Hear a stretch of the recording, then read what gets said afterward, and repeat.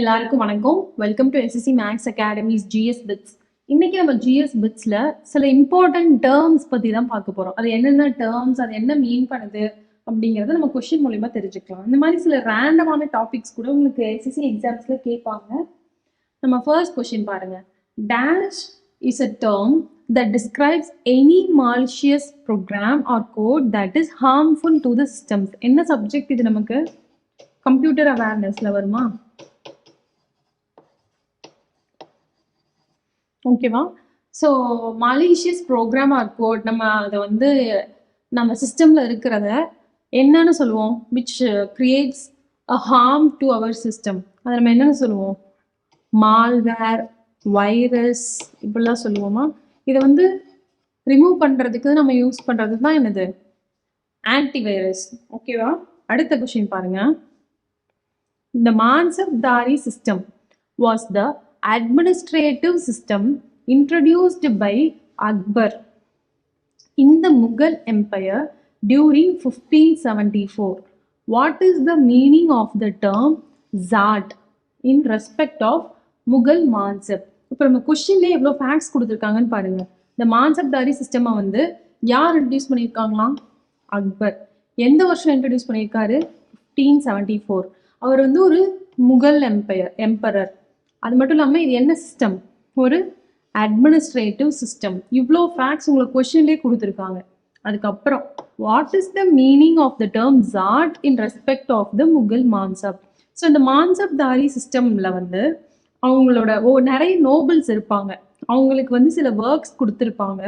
So அந்த ஒர்க்ஸ்க்கு ஈக்குவலண்ட்டாக, அந்த பண்ணுறதுக்கு ஈக்குவலண்ட்டாக அவங்களுக்கு என்ன தருவாங்கன்னா லேண்ட் தருவாங்க. ஸோ அந்த மான்சப்தாரி சிஸ்டமில் வந்து ரெண்டாக பிரிப்பாங்க ரேங்க். என்னன்னா ஜாட், சாவர். ஜாட் அண்ட் சாவர். அப்ப ஜாட் அப்படின்னா என்ன? ஜாட் அப்படிங்கிறது அது என்னன்னு தான் இங்க கொஸ்டின்ல கேட்டிருக்காங்க. அப்ப சாவர் இதுல வந்து ஜாட் என்னன்னா ஒரு பர்சன் அவங்க என்ன ரேங்க்ல இருக்காங்க அப்படிங்கிற, ஒவ்வொரு மான்சபும் அவங்க என்ன ரேங்க்ல இருக்காங்கங்கிறது ஜாட். அதுக்கு ஈக்குவலண்டா தான் சாவர் இருக்கும். சாவருங்கிறது எத்தனை நம்பர் ஆஃப் ஹார்ஸ்மேன்னா அவங்க மெயின்டைன் பண்ணணும் அப்படிங்கிறது என்னது? Sawar. So number of horsemen to maintain sawar. Rank and salary of that particular mansab, அதுதான் ஜாட். ஓகேவா? ஸோ ஒரு பர்சன் வந்து கிட்டத்தட்ட ஒரு 1000க்கு மேல சாவர், அதாவது சாவர்னா அதுதான் 1000க்கு மேல ஹார்ஸ்மேனை மெயின்டைன் பண்றாங்க அப்படின்னா அவங்கள நம்ம கிரேட் அமீர் அப்படின்னு சொல்லுவோம். ஸோ எப்பெல்லாம் வந்து சாவர் ரேங்க் வந்து கிரேட்டர் தேன் 1000 இருக்கோ அவங்கள வந்து நம்ம என்னன்னு சொல்லுவோம்? கிரேட் அமீர்ஸ் அப்படின்னு சொல்லுவோம். அதே அவங்களோட சாவர் ரேங்க் கிரேட்டர் தேன் 5000 ஆகுது அப்படின்னா அவங்கள நம்ம அமீர் ஆஃப் அமீர்ஸ் அப்படின்னு சொல்லுவோம். ஸோ இந்த அமீர் ஆஃப் அமீர்ஸ் அப்படிங்கிறது அமீர் அல் உமாரா. அமீர் அல் உமாரா. அப்புறம் இந்த கிரேட் அமீர்னு சொன்ன அது என்ன அப்படின்னா அமீர் அல் கெபீர். ஓகேவா? ஸோ இதுதான் மான்சப்தாரி சிஸ்டம் அப்படிங்கிறது. ஸோ இதுக்கு ஈக்குவலண்டா உங்களுக்கு இன்னொரு டாஸ்க் தரேன். இக்தாதாரின்னு ஒரு சிஸ்டம் இருக்கு. இந்த சிஸ்டமை வந்து ஒரு டெல்லி சுல்தானேட் இன்ட்ரடியூஸ் பண்ணியிருப்பாங்க. அது யாரு அப்படின்னு சொல்லி நீங்க எனக்கு கீழே கமெண்ட் பண்ணுங்க. அடுத்த கொஸ்டின் பார்க்கலாம். What is referred to in the economical terms when we say that a quantity which consumers are able and willing to buy at various prices during a given period of time? ஒரு particular டைமாமா அதுல வந்து என்ன நடக்குதாமா? ஒரு quantity, ஒரு அளவு, consumers வந்து எவ்வளோ வேணா வாங்குறதுக்கு ரெடியா இருக்காங்க, என்ன விலை கொடுத்தும் வாங்குறதுக்கு ரெடியா இருக்காங்க. அப்ப அந்த விலையை கொடுக்கறதுக்கான எபிலிட்டியும் அவங்களுக்கு இருக்கு, அந்த குவான்டிட்டியும் எவ்வளோ வேணாலும் அவங்க வாங்குறதுக்கு ரெடியா இருக்காங்க அப்படிங்கிறத என்ன நம்ம சொல்லுவோம்னு கேட்டிருக்காங்க. இப்போ ரீசெண்டா ஒரு கிரைசிஸ் யூஎஸ்ல நடந்தது. அதுக்கு காரணம் வந்து இந்தியன் கவர்மெண்ட் என்னன்னா, நம்ம வந்து என்ன பண்ணிட்டோம், ரைஸ் எக்ஸ்போர்ட்டை பேன் பண்ணிட்டோம். ஸோ அதனால என்னாச்சுன்னா, அங்க யூஎஸ்ல வந்து இங்க இருந்து போன இந்தியன்ஸ் இருப்பாங்கல்ல, அவங்கள நம்ம என்ஆர்ஐஸ்ன்னு சொல்லுவோம்.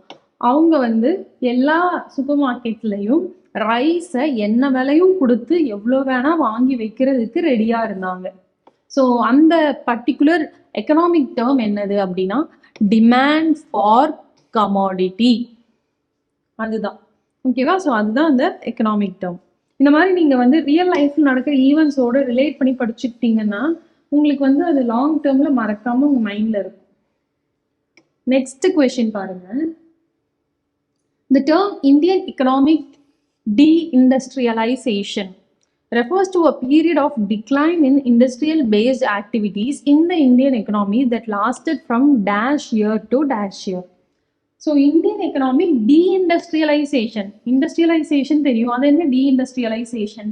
இப்போ ஒன்றும் இல்லை, நம்ம அந்த medieval India, later medieval India பீரியட்ல வந்து இண்டஸ்ட்ரீஸ் அப்படின்னா என்னன்னா ஹேண்ட்லூம் இண்டஸ்ட்ரீஸ் அதிகப்படியா இருந்தது. ஃபார் எக்ஸாம்பிள் இது எல்லாமே எதை சுத்தி, அந்த இண்டஸ்ட்ரீஸ் எல்லாம் எதை சுத்தி இருந்ததுன்னா அரசவையை சுத்தி இருந்தது. ஸோ இங்க கிங் இருப்பாங்க, அந்த கிங்குக்கு வந்து ஜுவல்ஸ் செஞ்சு போடுற அந்த ஆசாரிகள் இருப்பாங்க. ஓகேவா?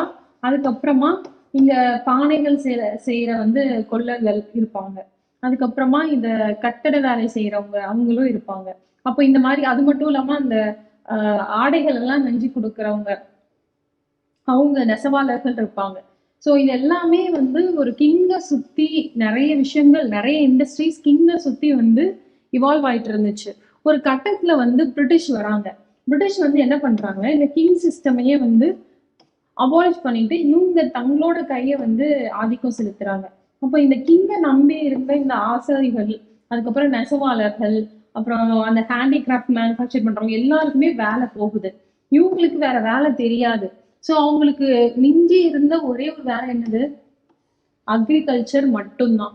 அப்ப இண்டஸ்ட்ரியலைஸ்டா இருந்த ஒரு பர்டிகுலர் ரீஜியனை அவங்க அக்ரிகல்ச்சரிஸ்ட் நேச்சருக்கு மாத்துறாங்க. யாரு? பிரிட்டிஷ். எப்படி அங்க வராங்க, கிங்டம் வந்து அபாலிஷ் பண்ணிட்டு அவங்களோட இம்பீரியலிசம விதைக்கிறாங்க.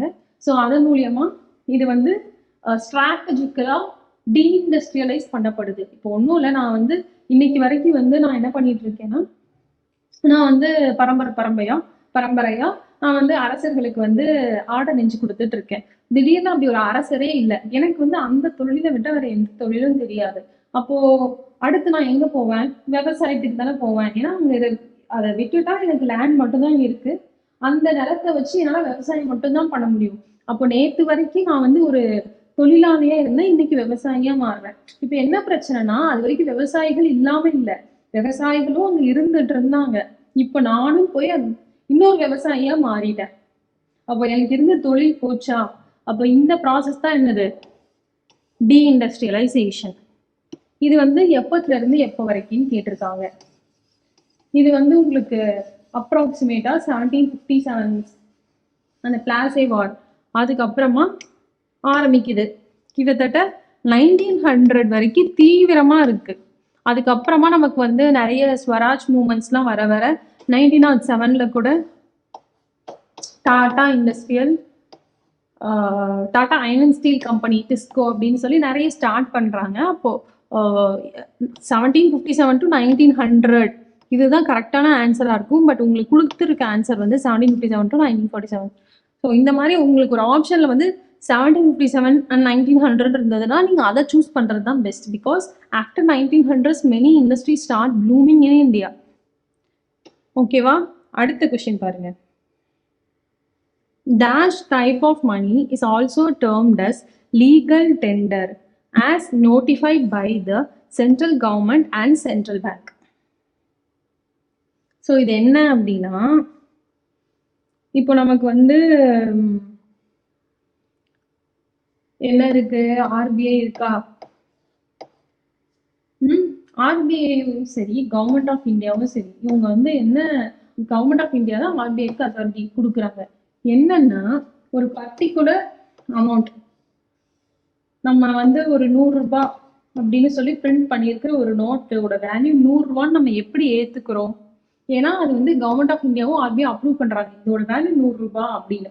இல்ல அப்படின்னா இப்ப நம்ம அந்த 100 ரூபாங்கிறது ஜஸ்ட் ஒரு பேப்பர் தான். அந்த பேப்பரை வந்து செய்யறதுக்கு எவ்வளவு விலை ஆயிட போகுது? ரொம்ப கம்மியா தானே ஆகும். அதோட ஃபேஸ் வேல்யூ, உண்மையான வேல்யூ வந்து என்ன இல்ல 100 ரூபாய்லாம் இருக்காது. அது மேனுஃபேக்சர் பண்றதுக்கு வந்து லெஸ் தேன் 1 ரூபி தான் ஆயிருக்கும். பட் ஸ்டில் அதோட மதிப்பு 100 ரூபாய் நம்ம ஏன் ஏத்துக்கிறோம்? ஏன்னா இவங்க 2 பேரும் அதை அப்ரூவ் பண்றாங்கிறதுனால. ஸோ இந்த மாதிரி டைப் ஆஃப் மணியை நம்ம என்னன்னு சொல்லுவோம் அப்படின்னா ஃபியாட் மணி அப்படின்னு சொல்லுவோம். ஓகேவா? அதுதான் கேட்டிருக்காங்க. இது எதுல டிஃபைன் ஆயிருக்குன்னா ஆர்பிஐ ஆக்ட் 1934ல டிஃபைன் ஆயிருக்கு. அடுத்த கொஸ்டின் பாருங்க. The term albatross is used in which of the following sport? albatrossங்கிறது ஒரு பேர்டு. ஸோ இந்த டேர்ம் வந்து எதுல வந்து யூஸ் பண்றாங்க அப்படின்னா கோல்ஃப்ல. ஒன் ஆஃப் த ஸ்கோரிங், ஓகேவா, ஒன் ஆஃப் த ஸ்கோரிங்க்கு யூஸ் பண்ற அந்த டேர்ம் தான் என்னது ஆல்பட்ராஸ். ஸோ இந்த மாதிரி ஸ்போர்ட்ஸ் ரிலேட்டடான ஒரு ஸ்பெசிஃபிக் ஸ்போர்ட் ரிலேட்டடான கொஸ்டின்ஸும் உங்களுக்கு எக்ஸாம்ஸ்ல வருது டயர் 1ல. ஸோ இது வந்து ஸ்போர்ட்ஸ் தான், நமக்கு தேவையில்லை அப்படின்னு வந்து இக்னோர் பண்ணிடாதீங்க. இந்த மாதிரி கொஸ்டின்ஸ் கேட்குறாங்க. ஓகேவா? அடுத்த கொஸ்டின் பாருங்க. The term discus throw is related to which sport?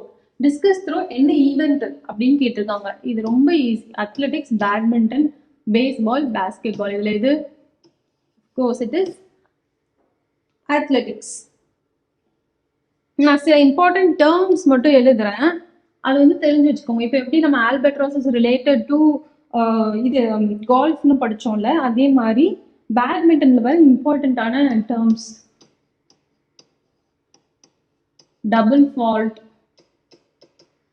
அதுக்கப்புறம் ஸ்மாஷ்,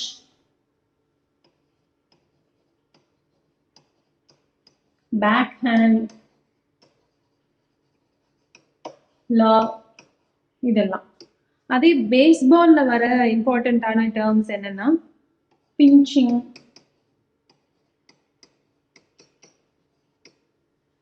அடுத்து ஹோம் ரன்,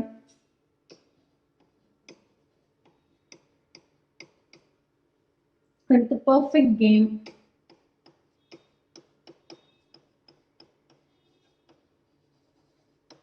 அடுத்து ஸோ இதெல்லாம் தான் பேஸ்பால்ல வர இம்பார்ட்டன்டான டேர்ம்ஸ். இது இல்லாம வந்து புல் அவுட். இப்போ பேஸ்கெட் பால் பார்க்கலாம். பேஸ்கெட் பால்ல வந்து free throw, over head, under the head, இந்த மாதிரி terms. Free throw, over the head, under the head. So இந்த மாதிரி டேர்ம்ஸ்லாம் பேஸ்கெட் பால்ல வர இம்பார்ட்டன்டான டேர்ம்ஸ். ஓகேவா? அடுத்த கொஸ்டின் பாருங்க. The term Hindu rate of growth is given by. So இது எப்படி எந்த வருஷம் அப்படின்னா கிட்டத்தட்ட இப்போ 1980s அந்த பீரியட்ல வந்து ரொம்ப காலமா வந்து இந்தியாவோட க்ரோத் ரேட் வந்து கொஞ்சம் ஸ்டாக்னண்டா இருக்கிறத வந்து நோட் பண்றாங்க. ஸோ அந்த பர்டிகுலர் பர்சன் வந்து இந்தியாவோட க்ரோத் ரேட் இவ்வளவுதான் இருக்கும், அதுக்கு மேல க்ரோ ஆகாது, அதுதான் வந்து ஹிந்து ரேட் ஆஃப் க்ரோத் அப்படின்னு சொல்லி அதை வந்து கிரிட்டிசைஸ் பண்றாங்க. அது யாரு அப்படின்னா ராஜ் கிருஷ்ணா. கிட்டத்தட்ட வந்து 2.5% அந்த ரேஞ்ச்ல தான் க்ரோ ஆகும். அதுதான் வந்து நம்ம என்னன்னு சொல்றோம், Hindu rate of growth 2.5 to 4%. ஓகேவா? அடுத்து டேஷ் இஸ் ஷார்ட் டேர்ம் டெப்ட் that converts into equity. இப்போ வந்து இப்போ நான் வந்து ஒரு ஸ்டார்ட் அப் ஸ்டார்ட் பண்றேன்.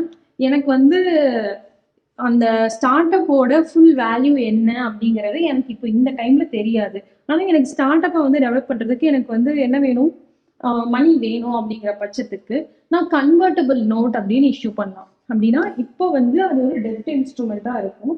ஃபியூச்சர்ல அதை வந்து நீங்க ஈக்விட்டியா கன்வெர்ட் பண்ணிக்கலாம். கன்வெர்ட் பண்ணிட்டு என்னோட கம்பெனியோட ஒரு பர்டிகுலர் ஷேரை வந்து அவங்க எடுத்துக்கலாம். ஸோ அதுதான் என்னதுன்னா convertible note, short term debt that converts into equity. ஓகேவா? அடுத்த கொஸ்டின் பாருங்க. In capital market the term market cap is the product of dash. It is the product of market price and outstanding. எவ்வளோ shares இருக்கு அதை வந்து நம்ம market ப்ரைஸோட multiply பண்ணா நமக்கு மார்க்கெட் கேபிட்டலைசேஷன் கிடைச்சிரும். ஸோ அதுதான் ஆன்சர். ஓகே, இன்னைக்கு நம்ம நிறைய இம்பார்ட்டன்ட் டேர்ம்ஸ் பார்த்துருக்கோம். ஹிஸ்ட்ரி, அப்புறம் கம்ப்யூட்டர் அவேர்னஸ், எக்கனாமிக்ஸ், அது மாதிரி மிக்சட் ஏரியாஸ்லேருந்து பார்த்துருக்கோம். உங்களுக்கு ஏதாவது டவுட் இருந்துச்சுன்னா கமெண்ட் பண்ணுங்க. நம்ம அடுத்த ஜிஎஸ் பிட்ஸ்ல மீட் பண்ணலாம். தேங்க்யூ.